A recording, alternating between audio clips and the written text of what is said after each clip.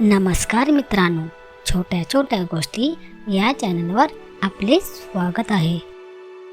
आज आपण ऐकणार आहोत पक्षी आणि मुंगी ही गोष्ट। चला तर मग सुरू करूया। कोणे एकेकाळी एक पक्षी होता आणि एक मुंगी होती। दोघे एका झाडावर राहत होते। एक दिवस खूप पाऊस पडत होता। मुंगी पाण्याने वाहून जाऊ लागले।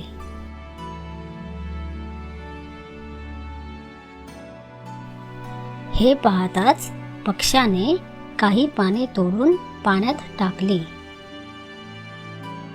मुंगी एका पानावर चढली आणि तिचे प्राण वाचवले। एक दिवस एक पारधी जंगलात आला। त्याला पक्षी दिसला आणि त्याने पक्षाला मारण्यासाठी धनुष्य रोखले। हे पाहताच मुंगीने पारध्याच्या पायाला कडकडून चावा घेतला। पारधी कळवळला आणि त्याच्या बाणाचा नेम चुकला। पक्षी सुरक्षित ठिकाणी उडून गेला। तर आपल्याला ही गोष्ट कशी वाटली? गोष्ट आवडली असल्यास व्हिडिओला लाईक करायला विसरू नका।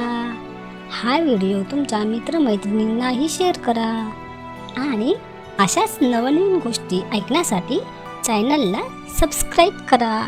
धन्यवाद।